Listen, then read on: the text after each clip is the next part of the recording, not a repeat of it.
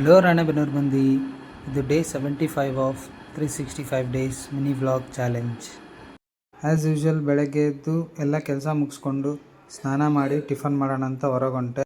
ಅಷ್ಟೊತ್ತಿಗೆ ರವಿ ಕಾಲ್ ಮಾಡಿ ಒಬ್ರಿಗೆ ಅಮೌಂಟ್ ಕೊಡಬೇಕಿತ್ತು, ನಿನಗೆ ಅಕೌಂಟಿಗೆ ಹಾಕ್ತೀನಿ, ನೀವು ಬಿಡಿಸ್ಕೊಂಡು ಕೊಡು ಅಂದ. ಅಲ್ಲಿಂದ ಫೆಡರಲ್ ಬ್ಯಾಂಕಿಗೆ ಹೋಗಿ ಅಮೌಂಟ್ ಬಿಡಿಸ್ಕೊಂಡೆ. ಅವ್ರು ಕಾಲ್ ಮಾಡಿದೆ, ಅವ್ರು ರಿಸೀವ್ ಮಾಡಲಿಲ್ಲ. ಅಷ್ಟೊತ್ತಿಗೆ ಟಿಫನ್ ಮಾಡ್ಕೊಂಡ್ರೆ ಆತಂದು ಅಪ್ಪು ಫಸ್ಟ್ ಫುಡ್ನ ಟಿಫನ್ ತಿಂದು ಮುಗಿಸಿದೆ. ಅಷ್ಟೊತ್ತಿಗೆ ಅವ್ರು ಕಾಲ್ ಮಾಡಿದ್ರು, ಬರ್ರಿ ಅಂತಂದರು. ಅವ್ರ ಹತ್ರ ಹೋಗಿ ಕೊಟ್ಟೆ. ಬೆಳಗ್ಗೆ ನಾನು ಕೆಲಸ ಮುಗಿಸ್ಕೊಂಡು ಅಂತೀನಲ್ಲ, ಯೂಶ್ವಲಿ ನಾನು ಕಸ ನೆಲ ಬಾಂಡಿ ಇದ್ದರೆ ಬಾಂಡಿ ತೆಕ್ಕಿರ್ತೀನಿ. ಕಣ್ಣೂರು ಹಾಸ್ಪಿಟ್ಲಿಗೆ ಹೋದೆ, ಅವ್ರು ಅಲ್ಲೇ ಇದ್ದರು.